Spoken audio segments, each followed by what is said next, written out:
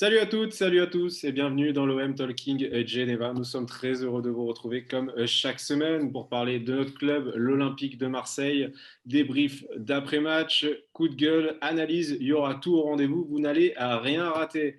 Et pour m'accompagner, vous connaissez l'équipe magique du OM Talking Geneva, une équipe de passionnés. Je suis avec Flo tout d'abord, salut à toi Flo. Salut Rafi, j'espère que tu vas bien. Je vais bien, merci, j'espère que toi aussi. Christopher, salut. Ouais, ça va, on se remet petit à petit de la défaite. Un peu la digestion, mais ça va. Je suis sûr qu'il y a eu une digestion qui a été difficile pour vous les autres. Richard, toi aussi? Bonsoir à tous. Évidemment, après un tel match Que OMif, dire, Raph? Ah bah compliqué, hein. Heureusement qu'il y a les autres matchs européens pour voir du foot. Bah, heureusement qu'il y a les autres matchs européens. Et puis, on a également la chance d'être avec un invité, les amis, qui connaît très très bien l'Olympique de Marseille pour le suivre depuis de nombreuses années au journal La Provence. Je vais parler de Monsieur Fabrice Lampertis. Salut à toi, Fabrice. Salut à tous, merci de m'accueillir. Merci de nous faire le plaisir d'être avec nous. Je vais rappeler à nos éditeurs donc, que tu es journaliste reporter à la Provence depuis une douzaine d'années, que tu suis l'OM bien sûr, l'équipe de France également. Ouais, c'est ça exactement. D'ailleurs, je suis de près la campagne qualificative pour le Mondial 2022. D'accord. Et puis ton parcours auparavant, tu es passé par Mercato 365 et But, donc tu as quand même une bonne connaissance du football, on peut dire. Ouais, depuis quelques années, voilà, écoute, hein, depuis 2001, j'évolue dans ce domaine. Et puis, voilà, on suit l'actualité de l'Olympique de Marseille au plus près depuis pas mal d'années. Ouais, j'ai du mal à les compter d'ailleurs, mais ça fait pas mal de temps quand même. Super, ben merci. On a hâte d'écouter tes analyses. En tout cas, allez, on va découvrir tous ensemble le programme de cette émission. On va bien sûr revenir sur cette défaite contre Nice 3-0 en première partie d'émission, suivi Il n'y a pas de fumée sans flot, puis le verdict de Raph, le top et les flops de Chris. Pourquoi tu marronnes Richard, ça sera son coup de gueule de la semaine. Et puis le dossier qui sera consacré aux statistiques dans le monde du foot. Et en dernière partie, des questions à notre invité du jour, Fabrice, journaliste à la Provence. Allez, on revient tout de suite au débrief du match Nice-OM, défaite 3-0, défaite très très lourde. Avec toi, Richard, donc la première défaite de Jorge Sampaoli à la tête de l'OM. effectivement, on en avait parlé la dernière fois. Enflammade, quand tu nous tiens, hein, tout le monde s'est enflammé. On s'est moqué de moi quand j'ai demandé d'attendre les 10 prochains matchs. Non, ces messieurs, pas ces messieurs dames, mais ces messieurs n'ont pas voulu entendre ce que je disais. Sampaoli le Grand, Monsieur Napoléon du football, hein, voilà, 3-0, bam. Hein. Alors j'espère que, alors on va dire qu'il reste encore 8 matchs, d'accord. On va pas l'électrocuter, le pauvre Sampaoli, mais déjà c'est pas bon signe un 3-0. Je vous rappelle que Larguet, il a fait beaucoup de matchs nuls, c'était pas glorieux ses scores, mais il n'a pas pris un 3-0. Hein. Donc quand je vous dis qu'il faut un petit peu attendre et qu'il faut faire un vrai bilan, quand tu fais un hamburger, il faut que tu mettes tous les ingrédients. Et chaque ingrédient, ben, c'est un match, étape par étape. Regardons chaque étape. Et après, nous pourrons juger M. Sampaoli. On ne dit pas que ce n'est pas un grand entraîneur. J'ai dit simplement qu'il fallait se méfier. Et on m'a dit, oh là là là là, Richard, tu es sévère. D'accord. Donc, si je suis sévère, ben, voilà, vous avez le résultat. Merci Richard pour cette recette gastronomique. Fabrice, quel est ton sentiment après ce triste match, j'ai envie de dire? Oh, je pense qu'il faut essayer d'être mesuré et d'être modéré, ce qui est compliqué hein, pour tous les amoureux de l'Olympique de Marseille et pour tous les habitants du sud de la France. Georges Sampaoli, il n'a pas fait de miracle hein, lors des deux premiers matchs, hein, que ce soit contre Rennes ou contre Brest. Dans le jeu, il n'avait pas de baguette magique, hein, on ne pouvait pas s'attendre à quelque chose d'exceptionnel. Et je pense qu'il faut lui laisser du temps. Donc, il essaye d'apporter quelque chose à l'Olympique de Marseille. Il essaye d'apporter une nouvelle philosophie de jeu. Et ça ne peut pas se faire en un claquement de doigts. Ça peut pas prendre, la mayonnaise ne peut pas prendre aussi vite. Donc, des sorties de route comme celle qu'il y a eu à Nice le week-end dernier, j'ai envie de dire que c'est presque logique parce qu'il n'a pas non plus le temps de travailler. Il n'a pas le matériel qu'il aimerait avoir. il faut que les joueurs comprennent ces méthodes, comprennent ce qu'il leur demande. Et d'ailleurs, il s'est rendu compte que ça a été compliqué et que tous n'ont pas réussi à faire ce qu'il leur demandait. Oui, Richard, faut arrêter de nous dire ah, Larguet, il nous amenait de la sérénité, il était gentil, tout ça. Ouais, mais là, on est dans le monde du foot, on est dans l'immédiat, il faut relever la tête. La gentillesse, ça suffit. Et tu nous parles d'enflammade, tout ça, on s'enflamme pas. Mais la première défaite, ça y est. Sampaoli, il dégage, il reprend le premier Non, avion en direction Buenos Aires. Et voilà. Faut, de toute façon, c'est pas ce que je t'ai dit. on fera rien de la fin de la saison. Donc autant jouer le jeu avec lui jusqu'à la fin de la saison et on verra et on prépare l'année prochaine. Mais Et si au bout de 10 matchs l'année prochaine ça marche pas, bah, ça Ok. marche pas. Alors, ok, très bien. Messieurs, on continue avec toi, Flo. On va revenir sur une petite stat au passage. Donc, Nice remporte son premier match face à l'OM depuis le 11 septembre 2016. Ils avaient gagné 3-2. Alors, petite question tout simplement. Bon match des Aiglons de Nice ou mauvais match de l'OM tout simplement? J'ai envie de te dire les deux. Pourquoi les deux? Parce qu'en première mi-temps, c'était un bon match des Aiglons. Marseille, c'était pas ouf en défense, mais on va dire que ça allait. C'était assez solide, que, à part le premier but, finalement, on s'en sortait pas si mal. C'est à partir de la deuxième mi-temps que là, ok, c'était un très mauvais match de l'OM. Pour toi, Fabrice, bon match de l'OM, mauvais match de l'OM, pardon, bon match des Aiglons? Donc, c'est forcément un mauvais match de l'OM quand on termine la rencontre sur un 3-0, même si l'écart aurait pu être réduit par Benedetto, mais bon, ça change pas grand-chose. Non, mais encore une fois, moi, je pense qu'il y a, il faut savoir ce qu'on veut. Sampaoli arrive là, il est nommé début mars, dans un contexte très compliqué avec des joueurs qu'il n'a pas choisi, des joueurs qui ont le moral dans les chaussettes, qui sortent de moments très compliqués avec Villas-Boas, avec Larguet. Comme le disait Richard, il y a eu effectivement un petit peu de sérénité, mais ça n'avançait pas. 6 points en 7 matchs, c'est rien. 7 points en 6 matchs, pardon, excusez-moi. Ça n'avançait pas, donc il y avait un vrai problème. Donc, Sampaoli, je pense que la vraie erreur qu'on ferait tous aujourd'hui, ce serait de le juger sur cette fin de saison. Sampaoli, son travail, on le jugera à partir de la saison prochaine. Là, il aura du temps pour travailler. Là, il aura du temps pour mettre en place tout ce qu'il veut. Il aura sans doute des joueurs qui joueront comme il le souhaite. Là, aujourd'hui, c'est trop compliqué de le juger à très court terme.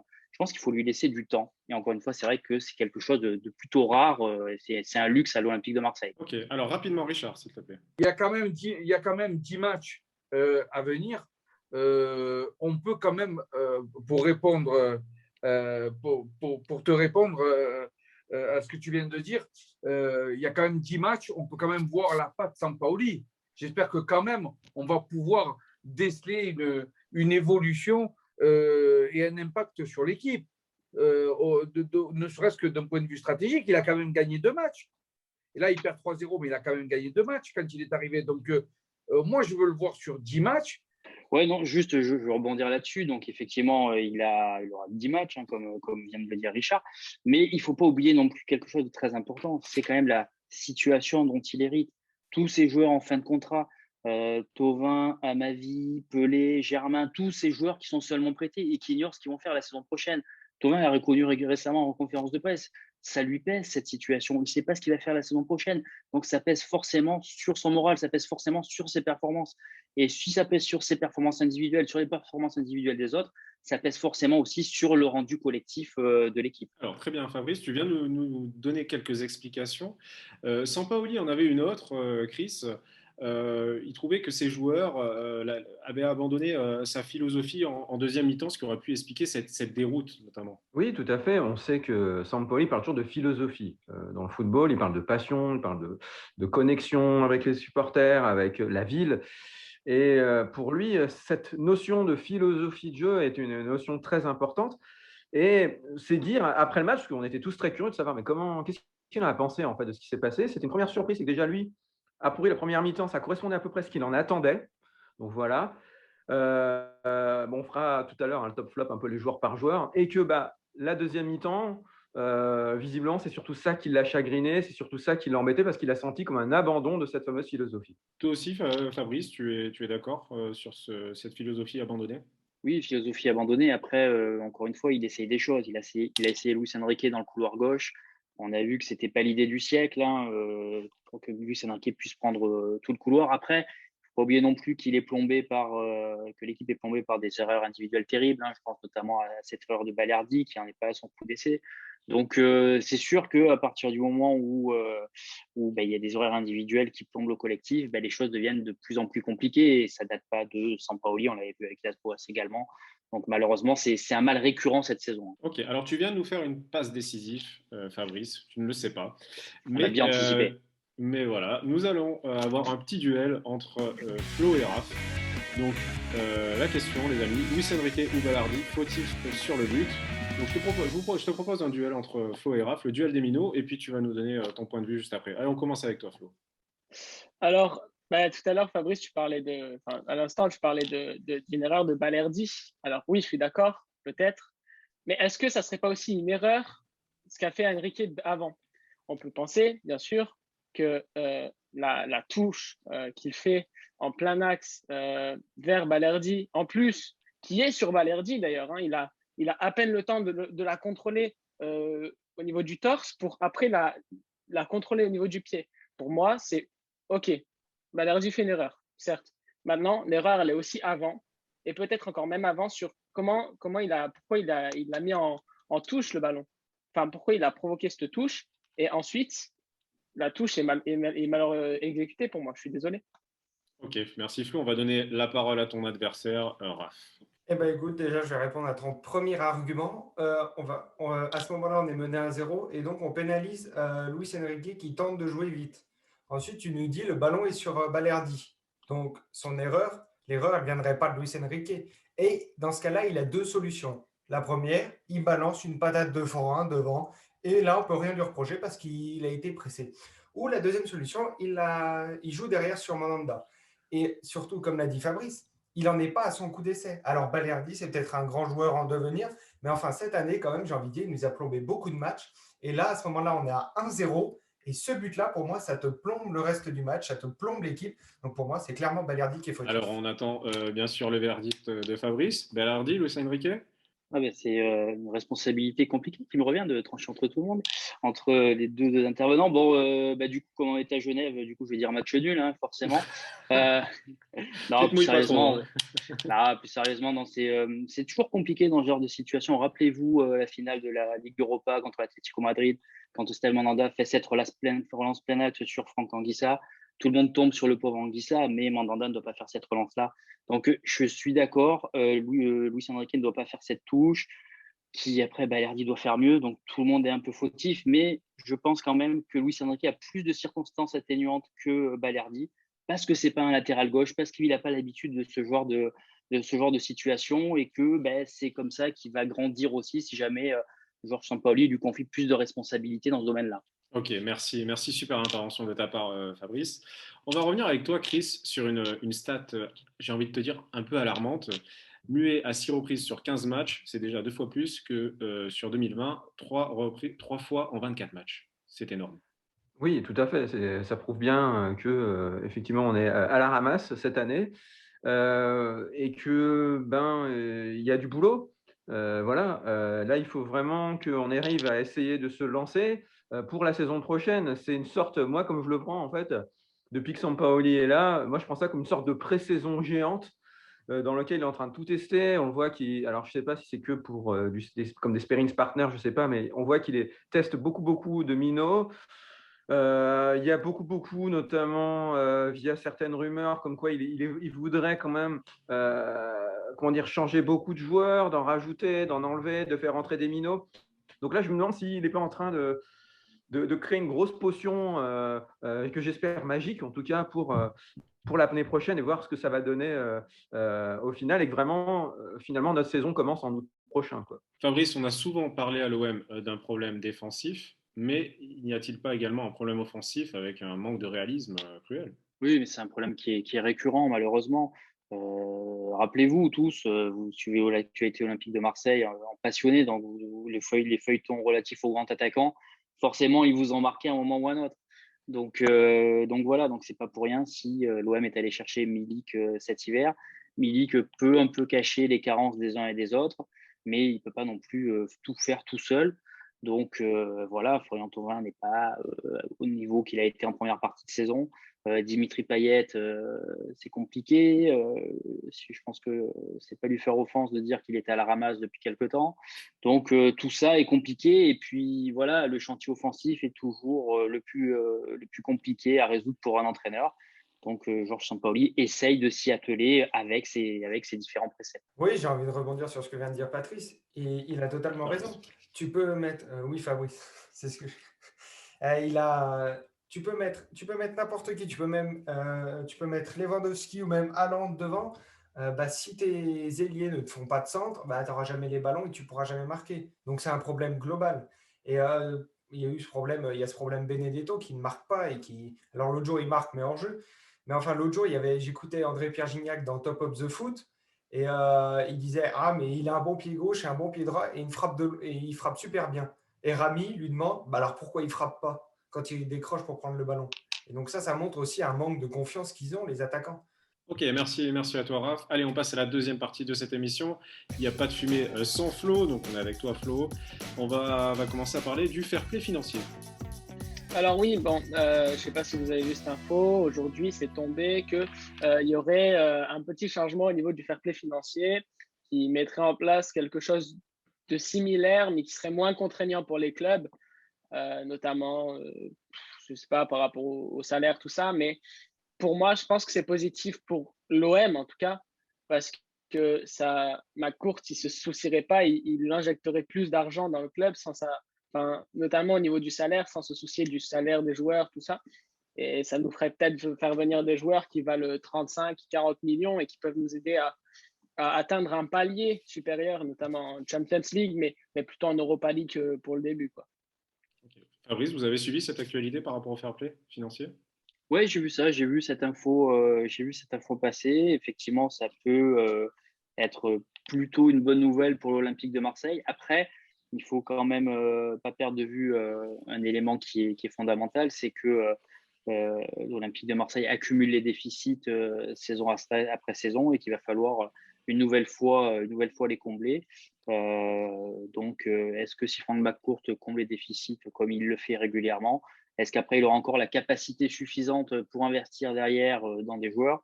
Ça reste à démontrer, d'autant qu'il peut y avoir des départs extrêmement importants avec Flo Thauvin en fin de contrat, Jordan Amavi également, sans parler de Boubacar Kamara qui réalise, moi je trouve, une saison stratosphérique et qui va forcément attirer l'attention des recruteurs et qui est déjà dû éveiller l'attention des recruteurs depuis pas mal de temps, d'autant qu'il joue l'Euro Espoir et que là, on sait que c'est toujours un nid d'espions, généralement, ce genre de compétition. Oui, très rapidement, pour dire que moi, je pense que si jamais vraiment, ce que a dit c'est Tancredi qui a lancé cette rumeur-là, si vraiment ceci est vrai, ce serait une révolution pour l'OM, mais parce que McCourt a toujours dit que actuellement, si la situation était difficile, c'est parce qu'à cause du fair play financier, il ne pouvait pas investir. Maintenant, il n'y a plus d'excuses. Parce que vous savez qu'avec le fair play financier, il faut que les recettes et les dépenses en fait soient équilibrées. Comme on a un club malheureusement qui fait très peu de recettes, on était embêté du coup pour pouvoir racheter des joueurs. Maintenant, il n'y aurait plus ça. Donc, à voir. Peut-être que ça va être une révolution prochainement. Oui, ça pourrait être une révolution comme l'arrêt Bosman également. Allez, on continue avec toi, Flo, l'interview d'Alvaro dans Téléfoot. Ouais, la semaine dernière, on vous parlait de l'interview de Milik sur l'équipe, à l'équipe. Là, c'est Alvaro qui s'y attelait. J'ai sélectionné, on va dire, 2 moments. Alors, le premier, et ça m'a vraiment c'était quelque chose de très plaisant, c'est qu'il a répondu en français à une question d'une supportrice. D'ailleurs, son français est excellent, excellent pour un étranger. Franchement, il parle très, très bien français. Et le deuxième, c'est où il parle de son avenir à l'OM. Et il dit très clairement qu'il veut rester à l'OM. Il a très, très bien compris le système, la mentalité marseillaise. Voilà, il dit que c'est un club pas comme les autres. D'ailleurs, il a beaucoup d'anecdotes à raconter, notamment par rapport au débordement à la commanderie ou d'autres choses. Et même, je pense qu'il y a une phrase qui symbolise un peu cette interview pour moi, il dit « Mon rêve serait de pouvoir vacciner tous les supporters de l'OM.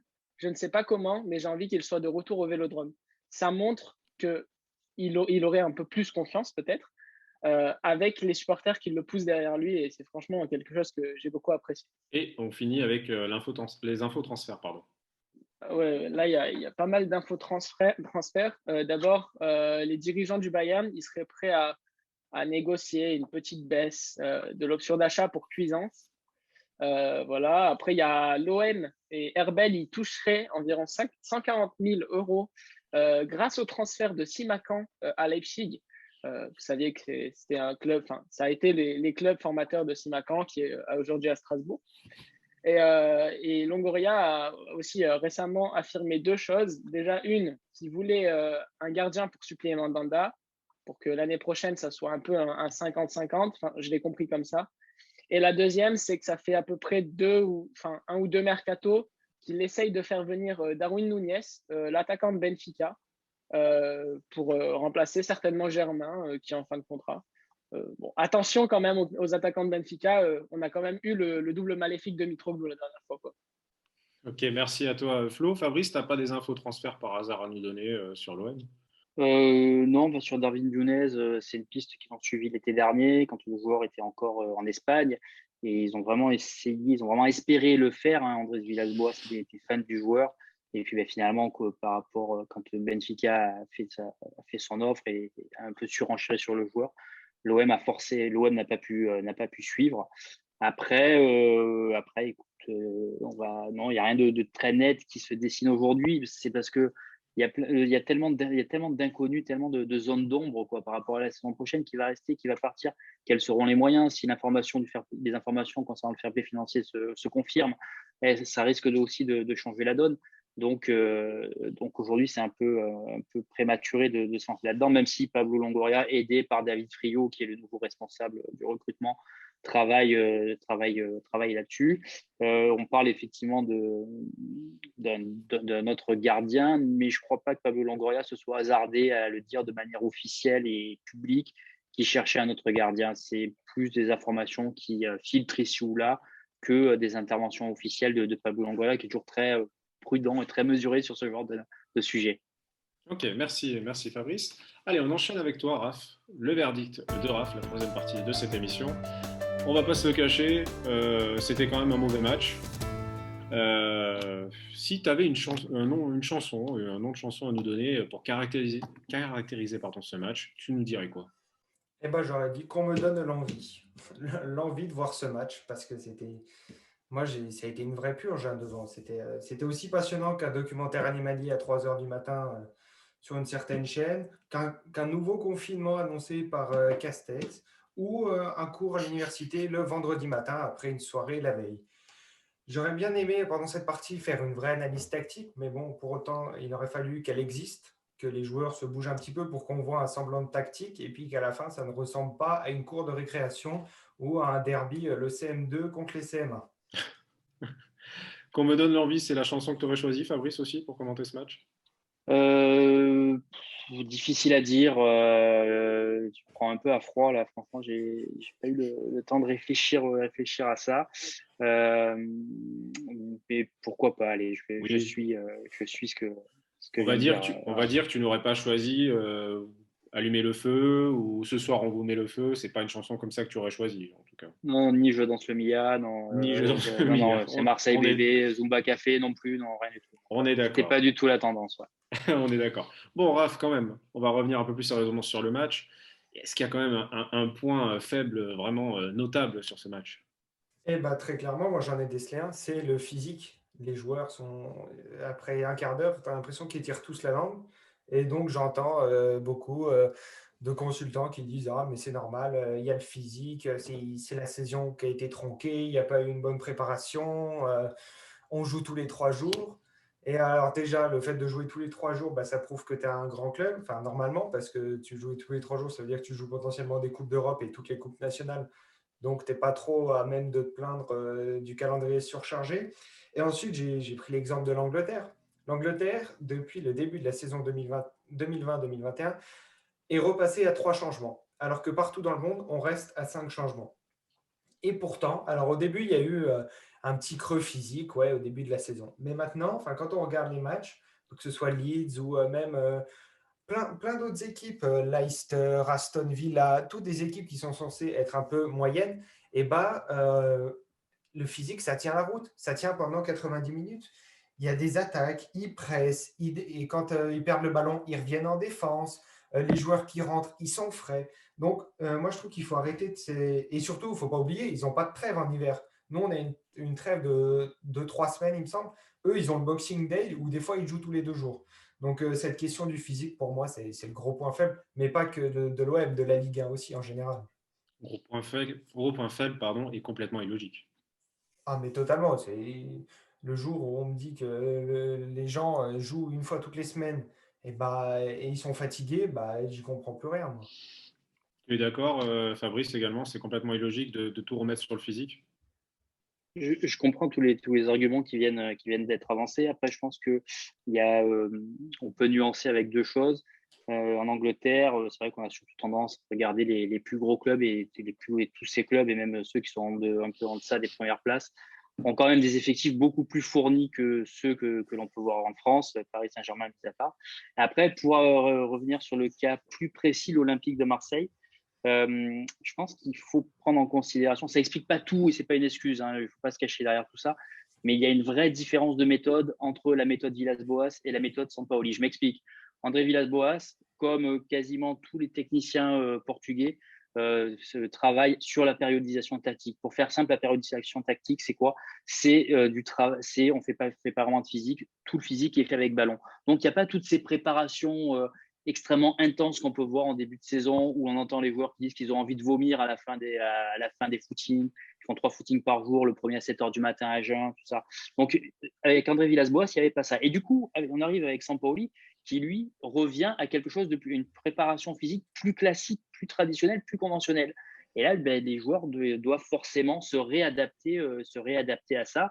Et ce n'est pas en 10 jours qu'ils vont réussir à se réadapter totalement. Donc, encore une fois, ce n'est pas une excuse, mais je pense qu'il va falloir aussi qu'ils reprennent le fil à ce niveau-là.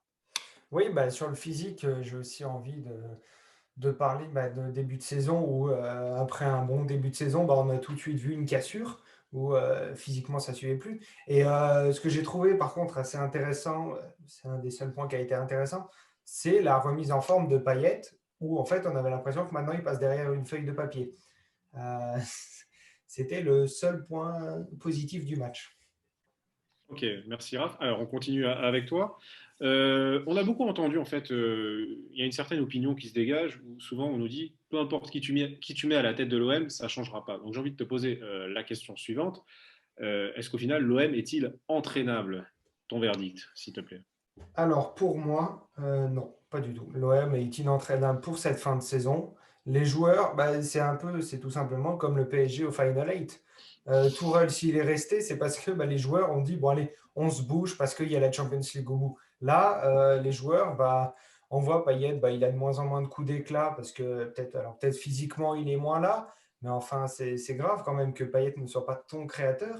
Thauvin, bah, c'est en fonction des matchs aussi. Il y a beaucoup de joueurs où c'est comme ça. Voilà. Et puis, juste un truc, faut pas oublier, on a 3 coachs différents en un an et la mentalité, c'est la même. Donc, au bout d'un moment, c'est très bien. C'est comme dans une classe, enfin, dans une école. Quand tu as une classe qui est difficile, si tu changes 3 fois les profs, que tu as les mêmes résultats, que les élèves sont toujours aussi dissipés, bah, au bout d'un moment, il faut peut-être faire un travail sur les élèves et pas tout le temps remettre la faute sur les profs. Ou c'est comme dans une entreprise. Quand ça va pas mal, c'est pas toujours le patron ou celui qui dirige les équipes qui est le fautif. Il faut aussi travailler sur tout le système. Merci Raph. Allez, c'est l'heure des tops et des flops avec toi, Chris. Oui, alors, ça y est, chers messieurs, vous pouvez ouvrir vos micros. Et c'est parti pour cette nouvelle session. Alors, grosse nouveauté, on a cette fois-ci ajouté les OM Nations, c'est-à-dire qu'on a été demandé sur notre groupe WhatsApp toutes les âmes charitables qui ont bien voulu noter ce match.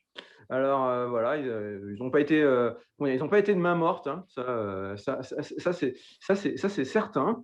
Je crois que d'ailleurs ça a été quasiment les plus sévères avec nos joueurs quand on a parfait leur moyenne.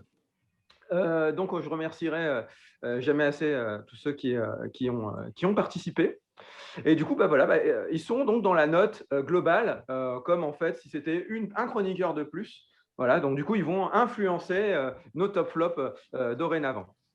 Tout d'abord, à votre avis, parmi les chroniqueurs, selon vous, qui c'est qui a donc été le plus généreux cette fois-ci en note? Ah, ça va vous surprendre. Hein. Ah ouais, mais moi, je vais pas dire parce que c'est de la triche. Parce que on a fait les deux les notes. Rafi, Donc, c'est Rafi. Moi, j'ai C'est Rafi. Rafi. Ouais. Non. C'est ah non, Rafi. ça va vous Raph, étonner. Hein. c'est toi, Ah non, Raph c'est pas moi non plus. Non, faut pas abuser C'est non plus. Chris. Bah, c'est Chris, du coup. Ouais, c'est moi, voilà. Je lui ai mis 4,1 de moyenne. Hein. Voilà, j'étais un tout petit Généreux. peu plus. Ouais, vous avez vu la générosité, 4,1. Ouh là là. C'est Et donc le trop. plus. Et ouais, voilà, ouais, c'est ça. Et le plus sévère, qui était le plus sévère, là aussi, ça aussi, il vous surprendre. Vraiment, vous allez voir, c'est que les premières là. Hein. C'est flou? Non, Non, Flo, non, pas Flo. Non, quand même pas, quand même pas. non, quand même moi. pas, Pas non plus. faut déconner non plus. C'est pas C'est encore moi le moment. Comment? C'est moi.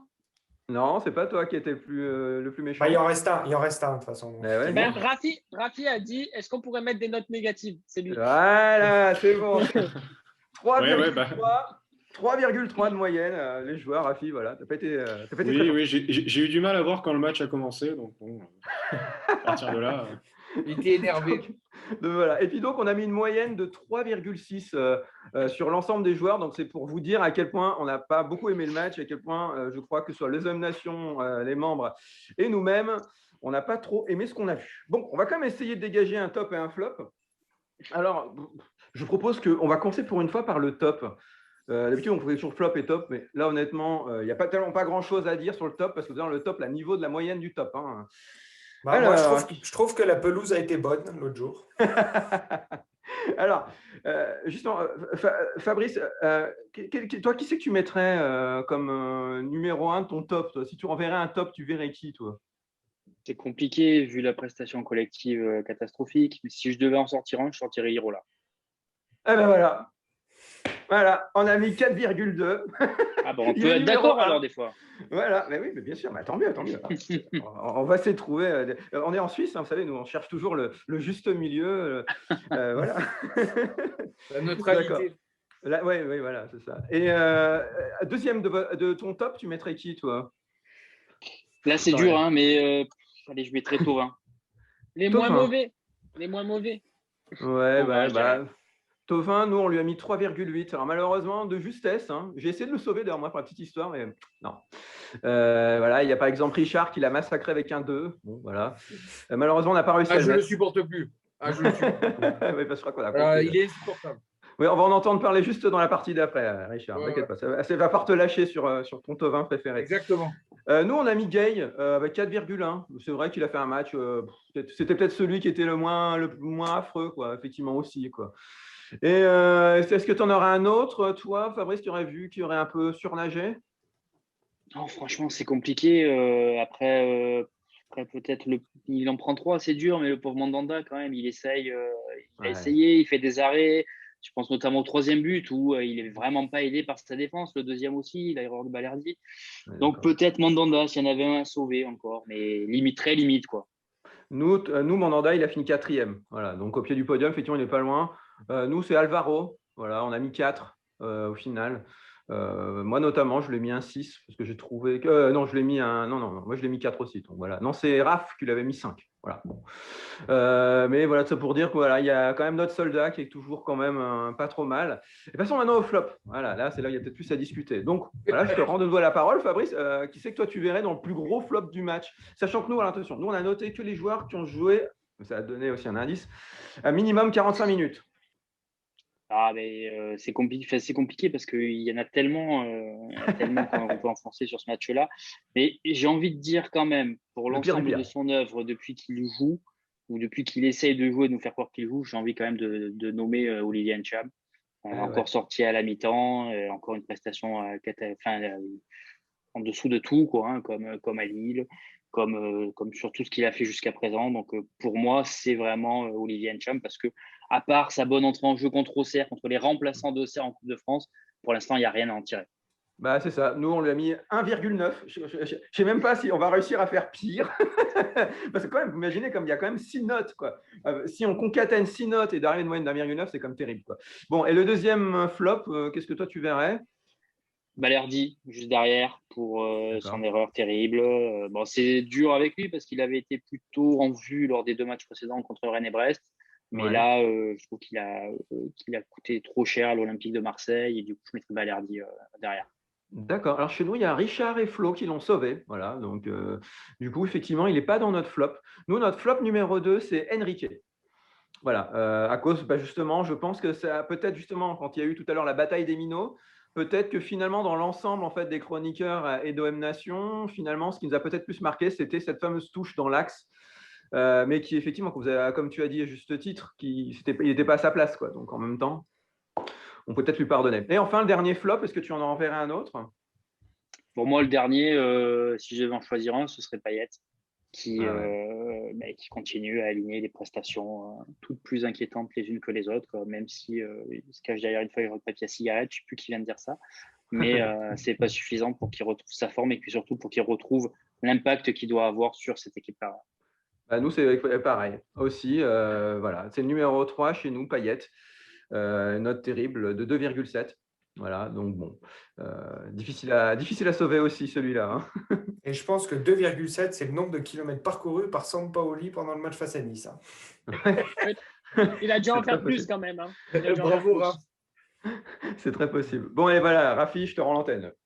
Merci à toi Chris. Allez, on passe avec toi Richard. Pourquoi tu marronnes Richard cette semaine? Alors je crois que j'ai une petite idée. Il s'agit Bah oui, on de en deux a joueurs parlé. qui étaient dans les flops. Un duo de joueurs qui te déçoivent On de va y semaine en semaine. revenir. Voilà, on revient sur ce qu'on a dit. Hein. Il y a Thauvin et Payet, et puis il y a Balerdi. Alors, Thauvin et Payet, ils atteignent des sommets de médiocrité. Alors, Thauvin, lui, il court beaucoup. Payet, il court plus. Mais Thauvin, il court après rien, quoi. Donc, stats, pas stats, moi, je m'en fous des stats. Je m'en fous de ses crochets, je m'en fous de ses dribbles, je m'en fous de ses frappes du moment qu'elles ne rentrent pas au fond des filets. Voilà. C'est à tous les deux à nous porter l'OM. On dirait qu'ils ne font plus qu'un tous les deux, tellement qu'ils se ressemblent dans le jeu. Donc, c'est Payet et Thauvin, c'est païen en fait. Donc, non, en définitive, non, ça ne peut pas durer comme ça. Il faut faire quelque chose. Et voilà, c'est toujours pareil. À un moment donné, Villas-Boas, il a sorti Payet, mais c'était mérité. Et il faut avoir ce courage-là pour créer une onde de choc, parce que si il se remet pas, il se remet pas dans la course, ben, à un moment donné, tu perds ta place, mon gars. C'est comme ça. C'est le football. Balerdi, c'est pareil. Je ne comprends pas pourquoi on ne donne pas sa chance à Perrin. Ou tout au moins mettre Sakai dans les trois défenseurs. Il peut jouer ce rôle, Sakai. Il y aurait peut-être moins d'erreurs. Il nous fait perdre le match. À 1-0, ce n'est pas la même chose. Hein. À 1-0, tu peux encore égaliser. À 2-0, c'est très dur mentalement. Hein. Donc voilà, ça suffit. Ça suffit, sortez-les. C'est intéressant ce qu'il dit Richard, parce que Milik qui disait dans son interview à l'équipe que quand un attaquant il faisait un bon match mais qu'il ne marquait pas, on disait qu'il était très très mauvais.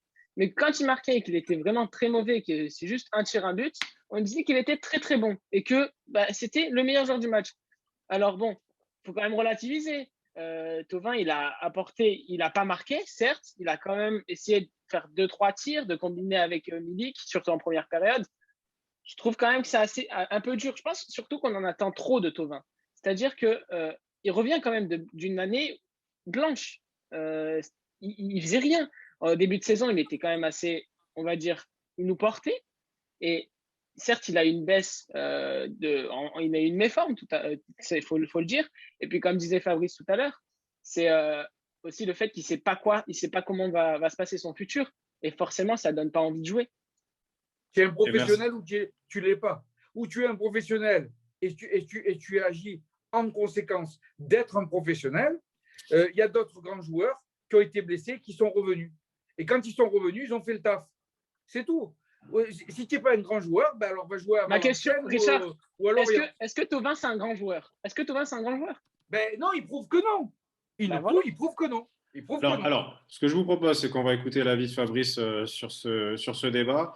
Est-ce que Fabrice, tu es d'accord sur le coup de gueule de Richard par rapport à Payet et Thauvin? Je suis d'accord. J'irai sans doute un peu moins, enfin, j'irai moins loin que Richard, mais je suis assez d'accord sur le fond. Les deux n'apportent pas suffisamment depuis un petit moment. Et Richard a totalement raison à ce niveau-là.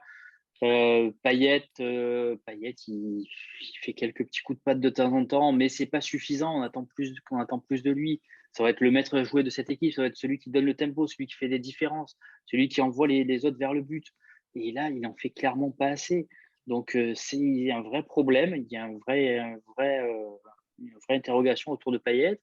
Il a quand même fait il a beaucoup œuvré pour faire partir Villas-Boas, avec qui le courant passait plus. Donc maintenant, il faut qu'il prenne ses responsabilités, ce garçon aussi. Il a signé un contrat pour plusieurs années, ce qui n'a pas forcément plu à tout le monde dans le vestiaire. Donc il faut qu'il prenne ses responsabilités. Sur Thauvin, il n'en fait pas assez au niveau statistique depuis en 2021. Il le sait, il en est conscient. Je lui ai fait la remarque la semaine dernière en conférence de presse.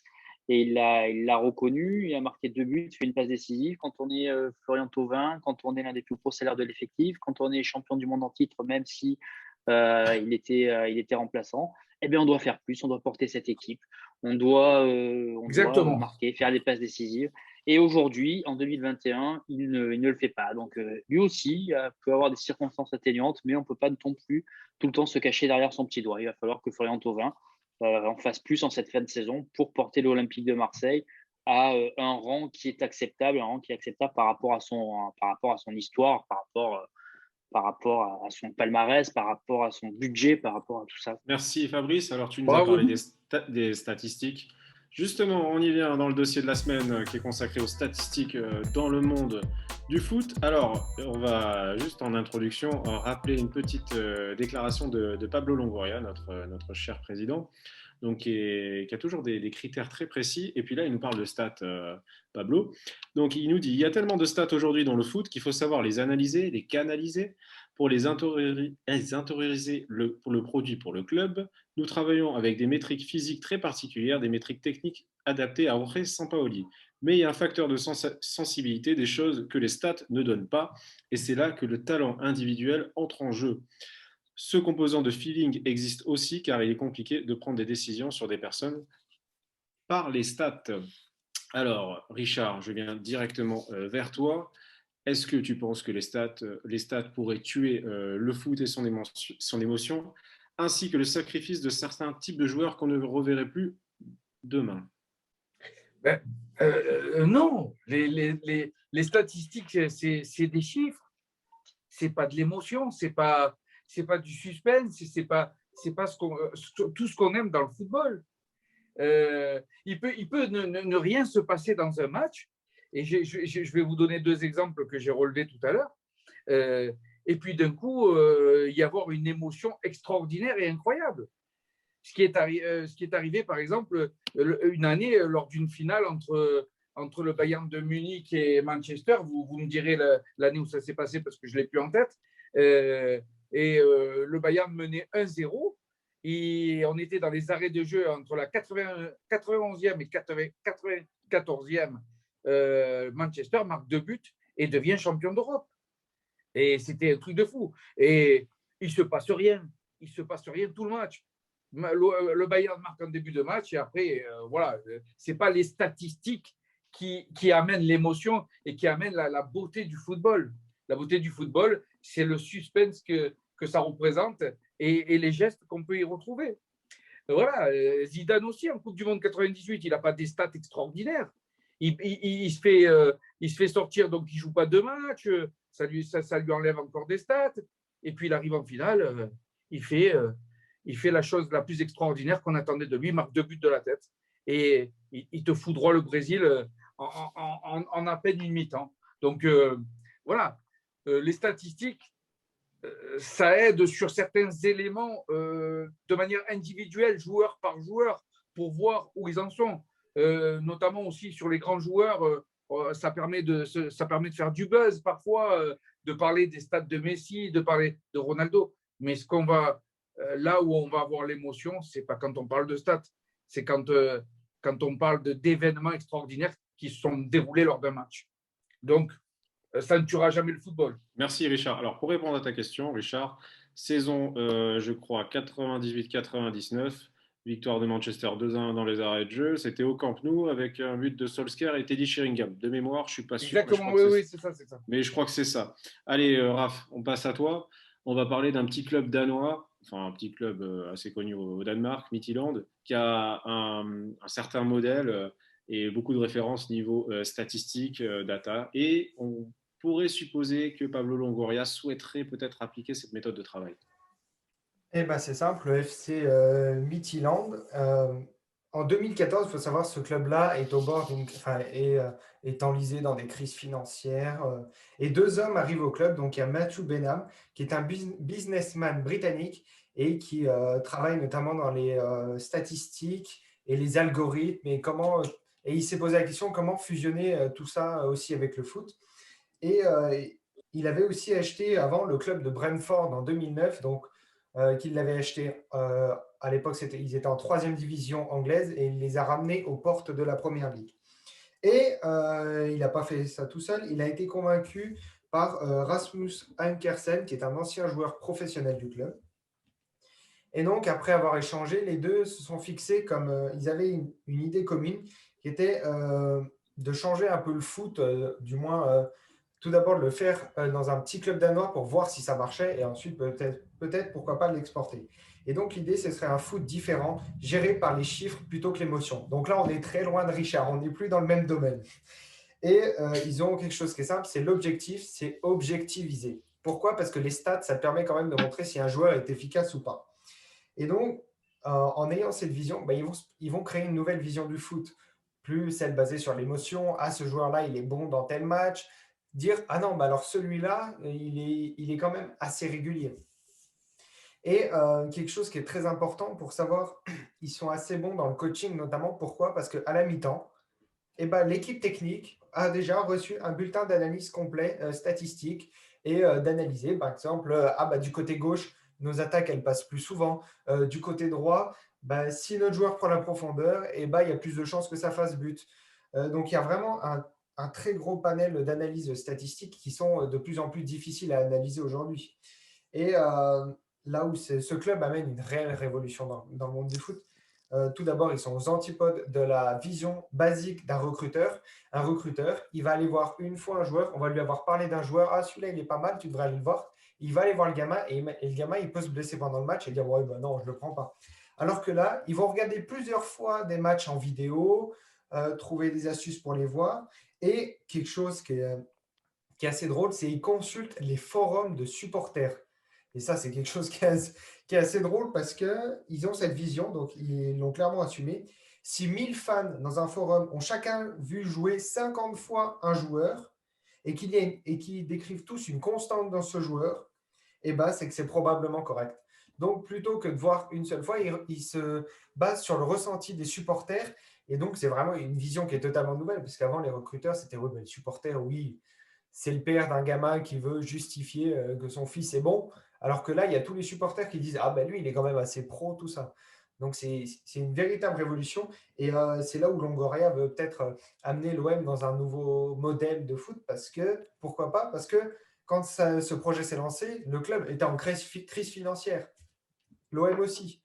Enfin, peut-être à moindre coût, mais il y a quand même des problèmes financiers. Et de passer par les stats, ça peut te sauver. Merci Raph. On va passer à toi Flo. Aujourd'hui, on sait que les statistiques elles sont fournies par des multinationales spécialisées comme Opta ou Stat. Est-ce que tu peux nous dire un petit peu plus précisément qui sont-elles et que font-elles vraiment au final ? En fait, le fonctionnement, il y a 2 personnes par match qui regardent une équipe. Et ces personnes-là, ce sont des employés, mais c'est plus des personnes lambda, que ça peut être toi, Rafi, ou ça peut être moi, ça peut être des étudiants, ça peut être des cadres, ça peut être tout le monde qui connaît un minimum le foot, qui est assez à l'aise avec les stats, qui regarde le match et qui regarde une seule équipe.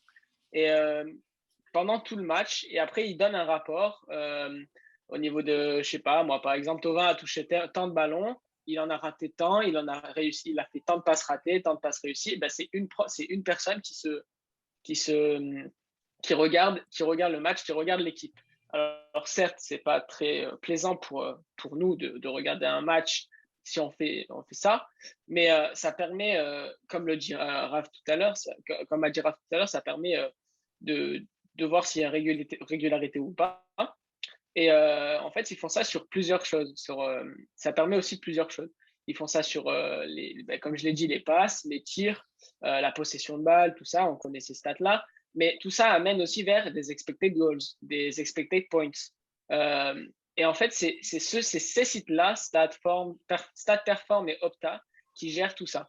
Et ils ont réussi à avoir quelques partenariats avec la Ligue espagnole, la Ligue 1, pour donner des stats en temps réel, notamment celle qui dit où Thauvin est le 4e meilleur buteur en activité de la Ligue 1, c'est Opta Jean, la filière française, on va dire, qui l'a délivré à la Ligue. Donc voilà, c'est ceux qui gèrent principalement les stats. Après, ce sont les autres sites internet qui utilisent ces stats-là à leur bon vouloir. Super, merci à toi Flo. Fabrice, ça vous arrive de travailler de temps en temps avec les données d'Opta ou de Stats? Oui, forcément, on travaille sur des stats.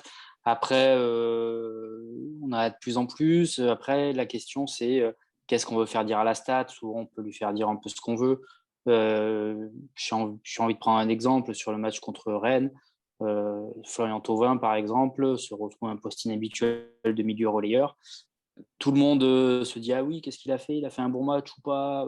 Pas facile à évaluer dans ce genre de contexte.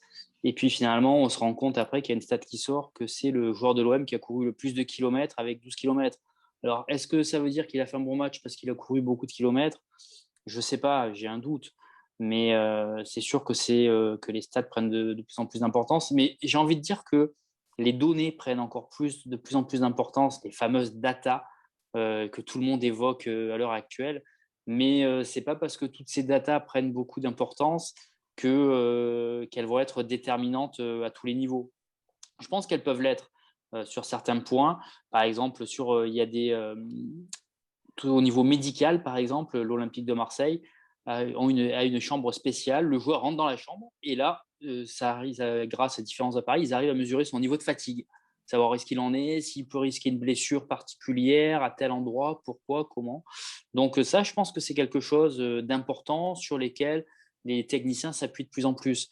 Après, sur les expected goals, je sais que c'est la mode en ce moment. Je ne suis pas convaincu que ça révolutionne complètement le monde du football et que les entraîneurs y accordent une importance démesurée. Ok, merci Fabrice. Chris, j'ai envie de te dire, remettons en question notre top et flop. Oui, voilà. Alors moi, je me suis amusé à faire ça, à essayer d'auto-suicider ma propre partie. Parce que, en fait, finalement, ça donne aussi en fait, un point de vue, en prenant un peu de hauteur, sur toutes ces statistiques finalement. Qu'est-ce qu'on fait en fait finalement, grosso modo, quand on met une note? Généralement, c'est en fonction, parce qu'on va regarder le score du match. Voilà, ça peut nous donner déjà des indications sur ce qu'on va mettre comme note. On va regarder le nombre de buts, de passes décisives. On va regarder le nombre de ballons touchés, les duels gagnés, les expected goals, comme parlait Flo tout à l'heure. Voilà. Mais ce qui est quand même bizarre, c'est que prenez l'exemple d'un joueur qui serait peut-être noté 7 sur 10 par un chroniqueur. Il y en a un autre qui va peut-être mettre 2 sur 10. Et puis quand les téléspectateurs en moyenne vont mettre 5. Donc finalement, qu'est-ce que ça veut dire tout ça? Et en fait, il y a un livre qui est intéressant de Christophe Biermann dans son livre Big Data Foot. Voilà, on en parlait juste avant des data. Et il ne faut pas oublier que les évaluations personnelles dépendent aussi de plusieurs facteurs extérieurs. Alors, et parmi ceux-là, il y a les biais psychologiques. On retrouve notamment parmi ces biais psychologiques le biais de confirmation. Alors, c'est quand je retiens des éléments qui confirment ce que je pense. Donc, si un tel rate une occasion, c'est qu'il est nul, comme je pensais. C'est Richard souvent qui aime bien penser comme ça. Et je ne prends pas en compte toutes les bonnes choses qu'il aurait éventuellement fait pendant le match et qui ne vont pas dans les statistiques basiques. Il y a le biais après de réciprocité. Alors ça peut nous arriver aussi. Et ça peut arriver aussi justement à vous, Fabrice, à la Provence. Si un joueur était sympa, vous l'avez interviewé, il s'est bien comporté avec vous. Nous, pareil, il est venu sur notre talk.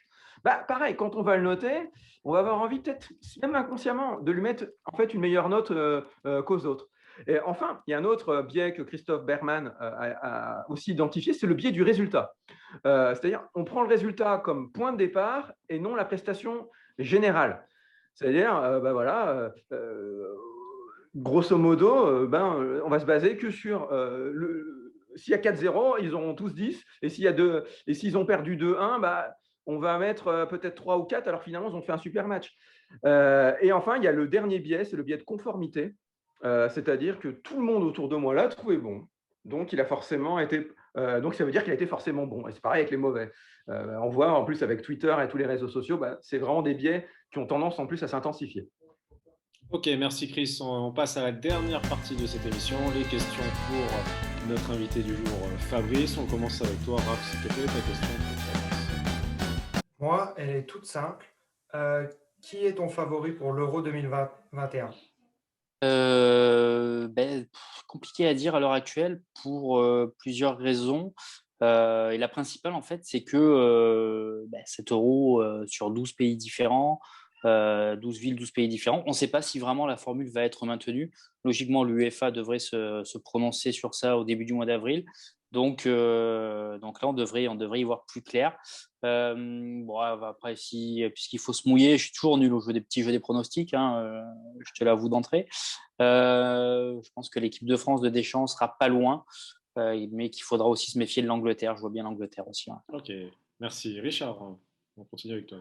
Moi, Fabrice, sans hésiter, je vais te demander si ça t'arrive d'avoir des petites réunions avec Bernard Tapie. Alors, je sais que ces derniers temps, il est peut-être plus en soins qu'autre chose, mais peut-être auparavant. Non, franchement, il nous laisse vraiment faire ce qu'on veut sur l'actualité de l'Olympique de Marseille, même si c'est quelque chose qui lui tient très à cœur, qui suit toujours avec l'âme d'un vrai passionné. Mais il ne s'investit pas dans nos choix éditoriaux, dans ce qu'on fait. Il nous laisse vraiment carte blanche à ce niveau-là, même si des fois, ça le démange, j'imagine.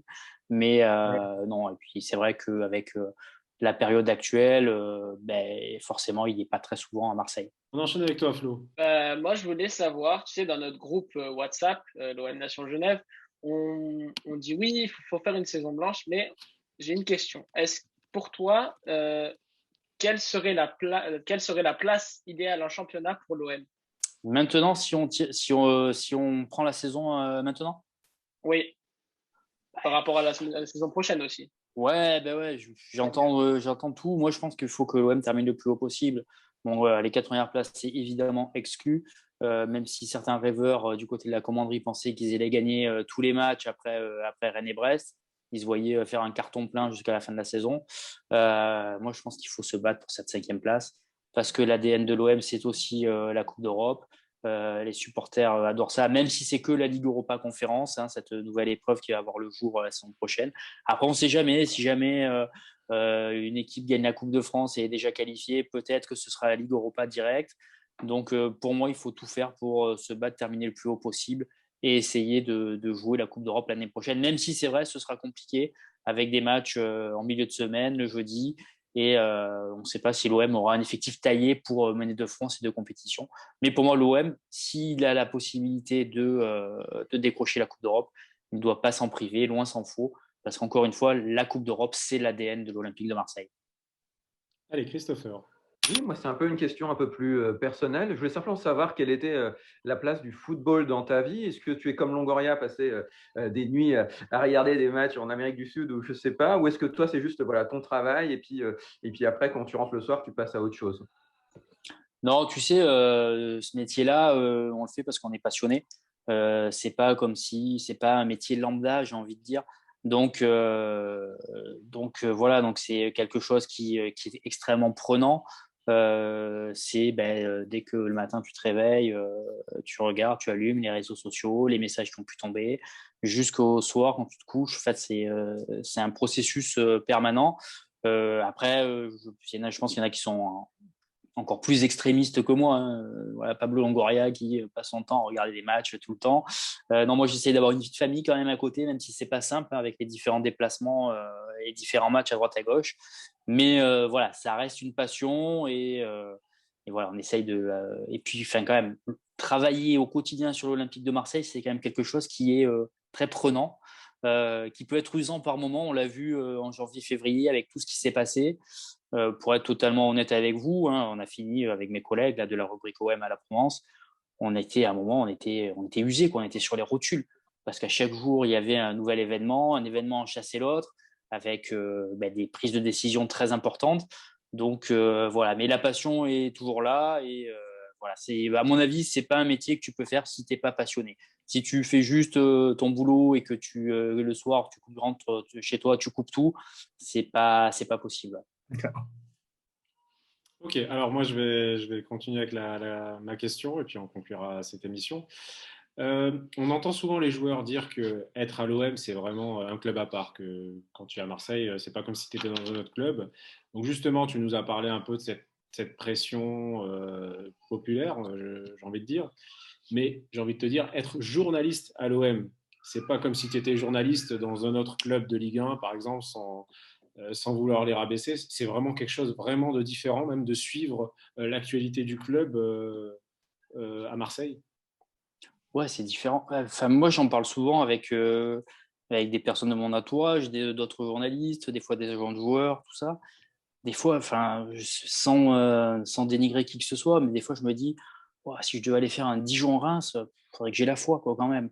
Non, là, voilà, sans dénigrer Dijon, sans dénigrer Reims ou quoi que ce soit, hein. Peut-être que si j'étais Dijonnais ou Rémois, j'adorerais faire ça et ce serait un bonheur d'aller voir ces matchs-là. Mais non, mais l'Olympique de Marseille, c'est un club qui a une place vraiment à part, pour toutes les raisons que l'on sait, pour son histoire, pour son palmarès, pour la passion qu'il suscite en permanence. Quand tu vas dans des stades, quand tu vas à Troyes, quand tu vas à Toulouse, quand tu vas dans plein de stades de France, à Lille encore la saison dernière, où tu vois tous les supporters, enfin la moitié du stade, c'est des supporters marseillais, ça veut tout dire. Et donc du coup, nous derrière, on a une plus grande pression parce que on a une concurrence qui est quand même exacerbée avec les différents médias, les médias presse écrite, les médias radio, télé, internet désormais. Pour te donner un exemple, je sais que j'ai des collègues à l'équipe. Il y en a un qui est passé, qui a bossé sur l'Olympique de Marseille et qui passé après, à un moment, est passé sur l'Olympique Lyonnais. Et quand il y avait une info, il disait ah, bah, tiens, il y a ça qui est tombé sur Lyon. Et ses chefs disaient non, mais c'est bon, on a le temps, c'est pas grave, on le fera demain. Alors que sur Marseille, dès qu'il tombe un truc, hop, on part sur 2 pages, c'est la révolution. Voilà. Et puis nous aussi, on embraye là-dedans parce qu'on sait que ça passionne toujours les gens. Quoi qu'il se passe, ça passionne toujours les gens. Et on veut toujours garder ce rôle d'être un moteur autour de l'actualité de l'Olympique de Marseille. Donc voilà, donc c'est pas quelque chose de neutre. Voilà, c'est vraiment quelque chose d'à part avec les collègues qui font le club de la capitale, hein, pour ne pas les citer. Et d'ailleurs, pour dernière confidence, je parlais récemment avec un agent. Euh, Quand il y a eu tous les événements, janvier, février, que ça n'arrêtait pas, et il me disait non, mais en vérité, vous n'êtes pas assez payés, vous, les journalistes qui suivaient l'Olympique de Marseille, quoi. Mais c'est un feuilleton permanent, quoi. Donc voilà, mais c'est aussi ça qui fait le sel de ce club, quoi. C'est qu'il se passe toujours quelque chose, et c'est aussi pour ça qu'on l'aime. Fabrice, c'était un réel plaisir d'être avec toi. Merci pour toutes ces confidences. Merci pour tes analyses très pointilleuses. On a passé un très très bon moment. J'espère que tu reviendras. C'était un plaisir partagé. Merci à vous pour votre invitation, c'était très sympa. Merci, merci et merci à toute l'équipe du Talk et Merci merci à Fabrice. vous. Merci à vous de nous suivre chaque semaine de plus en plus nombreux. On vous dit à bientôt. Ciao, bye bye.